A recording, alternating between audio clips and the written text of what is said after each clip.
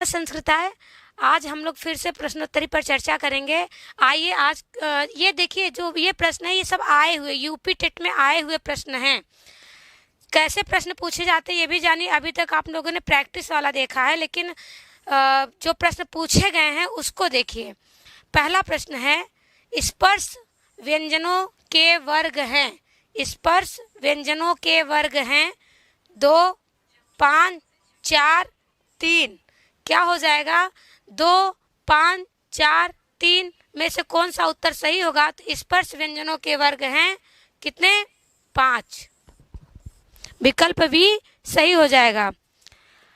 ये देखिए आए हुए प्रश्न हैं, बार बार बता रहे यूपी टेट में ये पूछा गया है। दूसरा प्रश्न देखिए, ग व्यंजन है। ग व्यंजन है अंतस्थ व्यंजन या उष्म व्यंजन कि स्पर्श व्यंजन या संयुक्त व्यंजन। जो ग वर्ण है वो कैसा व्यंजन है ये आपको बताना है। कौन सा विकल्प सही है? अंतस्थ व्यंजन है क्या, उष्म व्यंजन है कि स्पर्श व्यंजन है कि संयुक्त व्यंजन है? ये स्पर्श व्यंजन है। विकल्प सी सही उत्तर हो जाएगा। ग व्यंजन कैसा व्यंजन है? तो स्पर्श व्यंजन है। विकल्प सी सही उत्तर है। तीसरा प्रश्न है, अंतस्थ वर्ण हैं। अंतस्थ वर्ण हैं श, स, ह, य, र, ल, व, क्षत्रज्ञ, ग, ख, ग, घ। आपको बताना है अंतस्थ वर्ण हैं।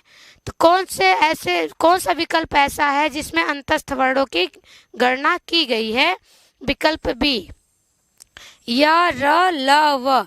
विकल्प बी ऐसा है जिसमें अंतस्थ वर्ण की गणना की गई है, अर्थात अंतस्थ वर्ण 4 होते हैं। कौन कौन से? य, र, ल, व।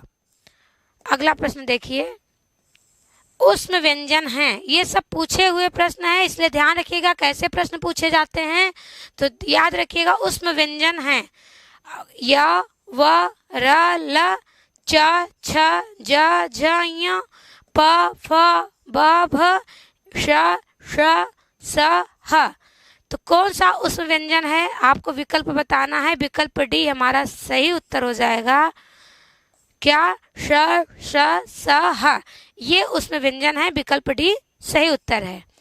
अंतस्थ वर्ण भी 4 होते हैं, उष्म व्यंजन भी 4 होते हैं। प्रश्न है, कौन से स्वर ह्रस्व नहीं होते हैं? कौन से स्वर ह्रस्व नहीं होते हैं? ई, उ, रील, री, रील, री, ए, ओ, ऐ, औ या फिर अंग, अह। ऐसे कौन से स्वर हैं जो ह्रस्व नहीं होते? ए, ओ, ऐ, औ ऐसा विकल्प है जिसका ह्रस्व नहीं होता है। ये केवल दीर्घ में रहते हैं, कल पढ़ाया गया था। अगला प्रश्न देखिए, निम्न में से कौन सा स्वर नहीं है? निम्न में से कौन सा स्वर नहीं है? अ, ई, री, किल्ला।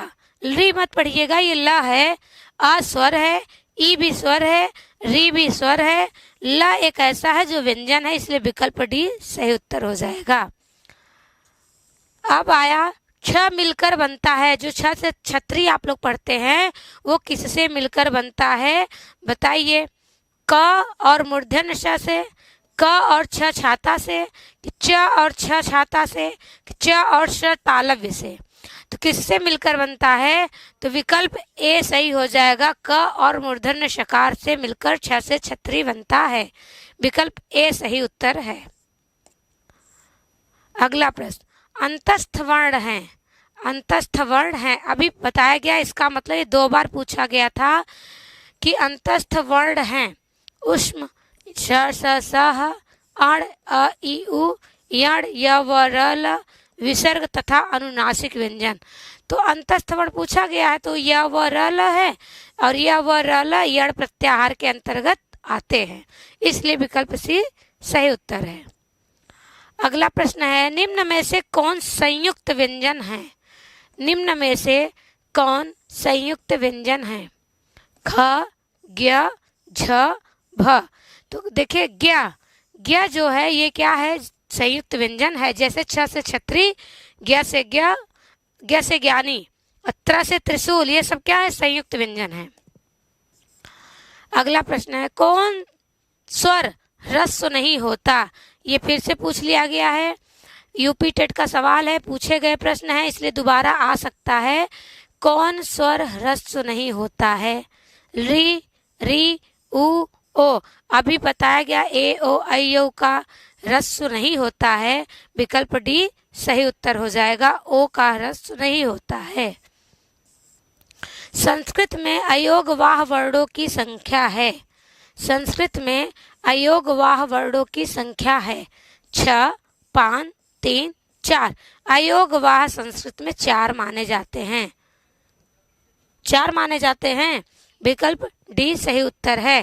संस्कृत में अयोगवाहों की वर्णों की संख्या 4 है। अगला प्रश्न, संस्कृत व्याकरण के अनुसार स्वरों की संख्या है। देखिए पढ़ाया गया है आप लोग निर्मोही सर कब से पढ़ाए हैं, तो आपको पता ही है स्वर को अच कहते हैं और अचों की संख्या कितनी है, तो आपको पता होगा 14, 9, 12, 32 में से 9 होगा। क्या होगा? 9। 14 माहेश्वर सूत्र की संख्या है। अगला प्रश्न देखिए, ऊष्म वर्ण नहीं है, ध्यान रखना है, ऊष्म वर्ण नहीं है। विकल्प बी या ऊष्म वर्ण नहीं है। ये श, श और ह ये ऊष्म वर्ण है, जबकि यह अंतस्थ वर्ण है। विकल्प भी सही उत्तर हो जाएगा। स्पर्श व्यंजन नहीं है। क, प, य, ट यह ऐसा वर्ण है जो स्पर्श व्यंजन के अंतर्गत नहीं आता, अंतस्थ के अंतर्गत आता है। क वर्ग के वर्ण कहे जाते हैं। क वर्ग के वर्ण कहे जाते हैं। ऊष्म व्यंजन, स्पर्श व्यंजन, अंतस्थ व्यंजन कि सरस व्यंजन? कैसे व्यंजन है? क वर्ग के जो वर्ण हैं वो स्पर्श व्यंजन कहे जाते हैं। विकल्प भी सही उत्तर हो जाएगा। आइए हम लोग अगला प्रश्न देखते हैं। ये अब व्यंजनों की सीरीज आएगी, उसमें से व्यंजनों की बात होगी, जो कि अभी यूपी टेट में पूछे गए सवाल की बात हुई। व्यंजन, अब देखिए व्यंजन से कैसे सवाल बन सकते हैं, ये आपके प्रैक्टिस सेट है, ये अभ्यास वाला है। देखिए, वे वर्ण जो स्वतंत्र रूप से नहीं बोले जा सकते हैं, अर्थात जिनका उच्चारण स्वर की सहायता के बिना नहीं हो सकता, वे कहलाते हैं ह्रस्व स्वर, प्लुत स्वर, दीर्घ मात्रा या व्यंजन। तो देखिए ध्यान रखना है, वे वर्ण जो स्वतंत्र रूप से नहीं बोले जा सकते, जिनको उच्चारण करने में स्वर की सहायता करनी पड़ती है, ऐसा व्यंजन होता है। क्या होता है? विकल्प डी सही हो जाएगा, क्योंकि व्यंजनों को ही स्वर की आवश्यकता होती है। विकल्प डी सही उत्तर हो जाएगा। अगला प्रश्न, संस्कृत व्याकरण शास्त्र में जो शुद्ध व्यंजन वर्ण होंगे उन्हें किसके साथ लिखा जाता है? संस्कृत व्याकरण शास्त्र में जो शुद्ध व्यंजन वर्ण होंगे उन्हें किसके साथ लिखा जाता है? उपदमानी के साथ, जीवामूली के साथ, हलंत के साथ कि स्वरों के साथ? ये ध्यान रखना है कि व्याकरण शास्त्र में जब शुद्ध व्यंजन लिखते हैं तो हलंत के साथ लिखते हैं, क्योंकि जब स्वर मिलता है तब वो वर्ण पूरा होता है, इसलिए विकल्प सी सही हो जाएगा, हलंत के साथ लिखते हैं। अगला प्रश्न, अर्धमात्रिक वर्ण कहे जाते हैं। अर्धमात्रिक वर्ण कहे जाते हैं स्वर, अयोगवाह, व्यंजन की विसर्ग? व्यंजन ऐसे वर्ण हैं जो अर्धमात्रिक कहे जाते हैं। विकल्प सी सही उत्तर हो जाएगा। अगला प्रश्न है, त्रिमात्रस्तु प्लुतो गेयो चार्धमात्रिकम रिक्त स्थान की पूर्ति करें। तो यहाँ रिक्त स्थान में क्या भरा जाएगा? ह्रस्वो, दीर्घ, प्लुतो, व्यंजनम। तो क्या हो जाएगा? व्यंजनम। विकल्प डी सही उत्तर हो जाएगा। व्यंजनम चार्धमात्रिकम। व्यंजन की कितनी मात्रा होती है? तो आधी मात्रा होती है। सभी व्यंजन वर्ण किस प्रत्याहार में समाहित होते हैं? ये सवाल बहुत पूछा जाता है। सभी व्यंजन वर्ण किस प्रत्याहार में समाहित होते हैं? अक, हल और हस, अल। तो क्या है? जो व्यंजन वर्ण कहा जाएगा तो हल प्रत्याहार में। किसमें? हल प्रत्याहार में। अब जब स्वर व्यंजन दोनों पूछा जाएगा तो अल प्रत्याहार में। तो ध्यान रखिएगा, केवल व्यंजन की बात हुई है तो हल प्रत्याहार में परिगणित होंगे। व्यंजनों का अपर नाम क्या है? व्यंजनों का अपर नाम या दूसरा नाम क्या है? हर्ष, हल, अच, अल। हल, हल में हल एक प्रत्याहार है जिसमें पूरे व्यंजन आ जाते हैं, इसलिए व्यंजन को हल भी कहते हैं। जैसे स्वर को अच कहते हैं, वैसे व्यंजन को हल कहते हैं। कुल व्यंजन वर्णों की संख्या है। कुल व्यंजन वर्णों की संख्या कितनी है? 33, 14, 9, 11। तो आपको बताना है कितनी हाइवरड से लेकर हल तक आपको देखना है 33। अगर 33 विकल्प में नहीं रहेगा तो 34 हो सकता है। फिलहाल अभी जानिए 33, विकल्प ए सही हो जाएगा। कितने माहेश्वर सूत्रों में व्यंजन वर्ण गिने गए हैं? कितने माहेश्वर सूत्रों में व्यंजन वर्ण गिने गए हैं? 14, 4, 10, 5।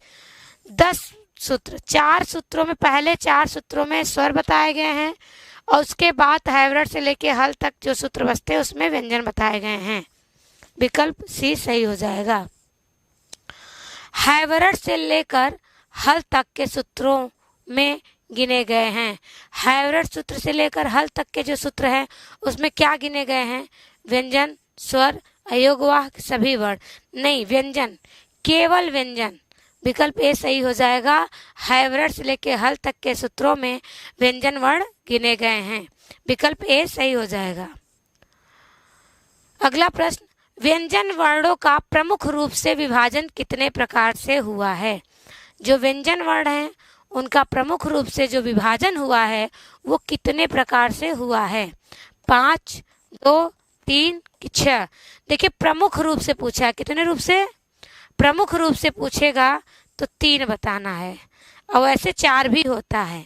तो विकल्प सी आपका सही उत्तर हो जाएगा। प्रमुख रूप से 3 प्रकार से विभाजन हुआ है। अगला प्रश्न, व्यंजनों का भेद नहीं है। अब देखिए इसमें आपको व्यंजनों का भेद भी मिल जाएगा। स्पर्श व्यंजन, अंतस्थ व्यंजन, ऊष्म व्यंजन, रस व्यंजन। तो जो व्यंजनों का भेद नहीं है वो क्या है? रस व्यंजन। विकल्प डी सही उत्तर हो जाएगा। स्पर्श व्यंजन, अंतस्थ व्यंजन, ऊष्म व्यंजन, ये व्यंजनों का भेद है। प्रश्न है, स्पर्श, अंतस्थ, ऊष्म के अतिरिक्त भी व्यंजन का भेद माना जाता है। स्पर्श, अंतस्थ, ऊष्म तीनों भेद हैं। इसके अलावा जो भेद माना जाता है वो कौन सा है? ह्रस्व है व्यंजन, दीर्घ व्यंजन, संयुक्त व्यंजन या उपर्युक्त सभी। इसमें जो संयुक्त व्यंजन है ये भी व्यंजनों के भेद में परिगणित होता है। प्रमुख रूप से नहीं पूछेगा तो कभी 4 विकल्प देगा तो संयुक्त व्यंजन भी आ जाएगा। जिन वर्णों के उच्चारण में मुख के विभिन्न भागों अर्थात कंठ, ताल, मूर्धा आदि का प्रयोग होता है उन्हें क्या कहते हैं? आपको बताना है उन्हें क्या कहते हैं। मिश्रित व्यंजन, स्पर्श व्यंजन, अंतस्थ व्यंजन या फिर ऊष्म व्यंजन। तो ध्यान रखना है कि जिन वर्णों के उच्चारण में मुख के विभिन्न भागों से अर्थात कंठ से, ताल से, मूर्धा से प्रयोग होता है तो उन्हें स्पर्श व्यंजन कहते हैं। क्या कहते हैं? स्पर्श व्यंजन कहते हैं। विकल्प बी सही हो जाएगा। आइए अगला प्रश्न देखिए, स्पर्श व्यंजनों की संख्या कितनी मानी जाती है? स्पर्श व्यंजनों की संख्या कितनी मानी जाती है? 20, 22, 25, 30। 25 कितनी? 25। 5 वर्ग होते हैं, 5 वर्ग में 5 वर्ण होते हैं, 25 वर्ण होते हैं। अगला प्रश्न, कादियो मायोसाना रिक्त स्थान की पूर्ति करनी है, क्या हो जाएगा? व्यंजना, स्पर्शा, स्वराह, हलह, स्पर्शाह। कादियो मावसाना रिक्त स्थान की पूर्ति करनी है। आपको यहाँ भरना है, व्यंजना भरा जाएगा कि स्वराह की, हलह की, स्पर्शाह। तो हो जाएगा कादियो मावसाना स्पर्शाह पंक्ति है। विकल्प डी सही उत्तर हो जाएगा, स्पर्शाह। विकल्प डी सही उत्तर है। अच्छा, बस आज इतना ही। वैसे भी अब अगली कक्षा आपकी सर लेकर आएंगे। आज बस इतना ही करेंगे, फिर आपकी कक्षा प्रश्नोत्तरी की होती रहेगी। तब तक के लिए नमस्ते संस्कृत है।